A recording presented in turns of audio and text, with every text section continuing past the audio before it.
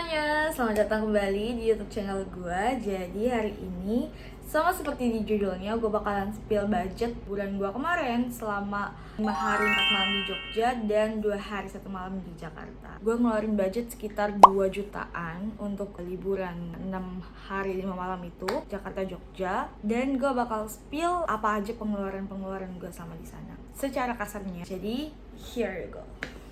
Oke, jadi untuk pembiayaannya itu gue bagi jadi 3 bagian. Yang pertama wajib, terus habis itu wajib yang bisa diakalin sama sisanya.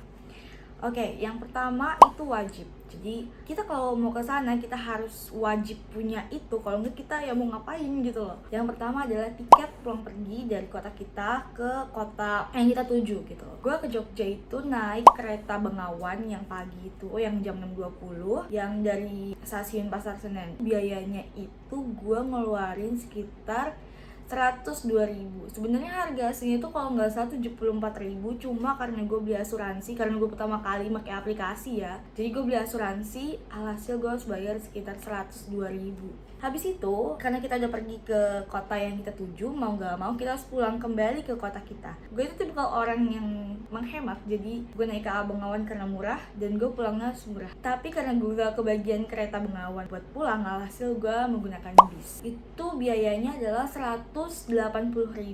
Sebenarnya ada lagi kereta harga 200 yang ngambil jauh lah ya, tapi kita harus antigen lagi. Jadi gue lebih memutuskan yang lebih murah, lebih worth it, yaitu gue naik bis. Jadi di sini totalnya untuk transportasi PP dari kota ke kota yang kita tuju. Oke, next, habis itu adalah tempat tinggal. Karena gue kemarin itu pergi waktu New Year event, tahun baru lah ya. Jadi karena gue pergi ke liburan pada saat tahun baru itu, semuanya tuh naik, termasuk maybe tempat tinggal gitu loh. Jadi menurut gue, kita harus pinter-pinter gimana caranya bisa dapetin tempat yang murah tapi enak. Sebenarnya Jogja itu juga tipe kalau yang murah gitu loh ya kan. Intinya yang sesuai sama kita. Aku selama 5 hari 4 malam di Jogja, aku tinggal di apartemen Taman Melati. Sama seperti yang udah gue bilang di YouTube channel gue sebelumnya, itu gue bayar sekitar 650.000. Jadi itu sebenarnya totalnya 1,3 juta sekianan lah, dibagi 2. Alhasil gue harus bayar cuma 650.000 untuk 5 hari 4 malam. Dan menurut gue itu worth it karena itu apartemen dan fasilitasnya itu benar-benar bagus. Kayak ada gym, ada kolam renang, pokoknya kayak fancy lah ya ibaratnya. Kayak gue tinggal di apart. Enggak gitu juga sih sebenarnya. Intinya pengen yang nyaman aja. Temen gue ada kebetulan di waktu yang sama, kita itu sama-sama liburan ke Jogja, tapi dia tinggal di guest house. Sama kita liburannya 5 hari 4 malam, itu dia habis budget sekitar 600.000, tapi guest house gitu. Tapi gue sama temen gue waktu liburan itu gimana caranya yang murah tapi enak, dan alhasil gue dapat di apartemen Taman Melati 650. Menurut gue worth it karena apartemen kayak lo tinggal di lantai 7, terus habis itu view-nya bagus dan itu super duper worth it buat gue pribadi dan nyaman.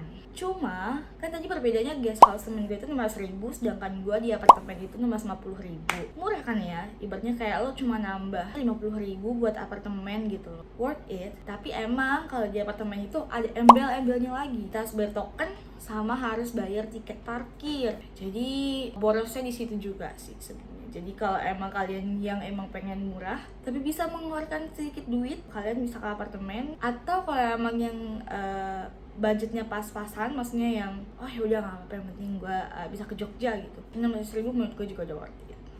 Next, yang ketiga itu adalah transportasi selama kita di Jogja. Biasanya kalau anak-anak muda itu pasti nyewa motor kan, mereka pasti nyewa motor. Kagetnya kalau misalkan kita lihat di sewa ojek di Jogja itu harganya kisaran 60.000 tuh ada gitu, 60.000, 70.000, 75.000, atau yang mahal-mahal 85 lah, Vario kayak gitu kan. Tapi ini gue chat semua, nggak semua sih, maksudnya banyak kayak orang yang nyewain motor itu gue dapat 100.000 satu harinya, dan itu menurut gue mahal. Jadi kok mahal banget, gue sampai nyoba nawar ke penyewanya gitu, emang nggak dapet karena tahun baru juga, jadi naik kan ya. Alhasil gue sama temen gue memutuskan untuk ya udah oke, gak apa-apa. 5.000 akhirnya untuk 5 hari. 5.000 berarti dibagi 2 sama temen gue. Jadi gue cuma bayar 250.000 untuk motornya. Ini adalah sebuah tips. Kalau kalian mau ke Jogja, kalian mau nyewa motor, gue saranin untuk nyewanya itu dari jauh-jauh hari. Jadi kalian udah ngechat kayak ownernya gitu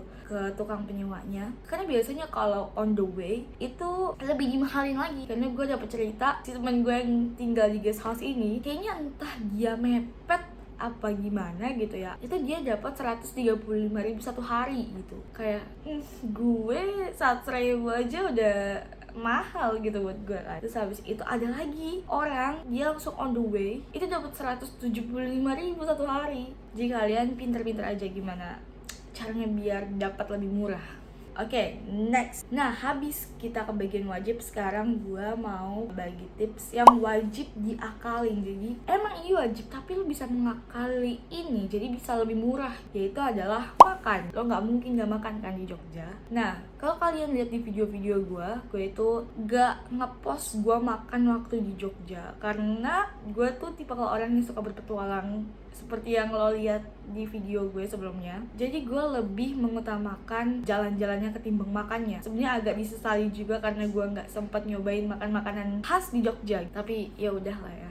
Jadi gue makan itu bisa dibilang diirit-iritin. Gue mengeluarkan budget buat biaya makan segini. Dan seperti yang kalian lihat, gue nggak mencoba makan makanan khas. Paling cuma makanan yang ada di Kopi Klotok aja sih. Gue nyobain Segumogono, tapi itu enak.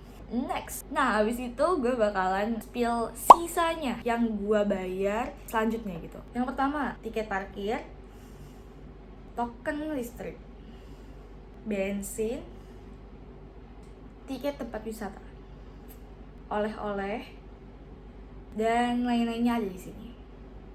Jadi kurang lebih biaya gue segini.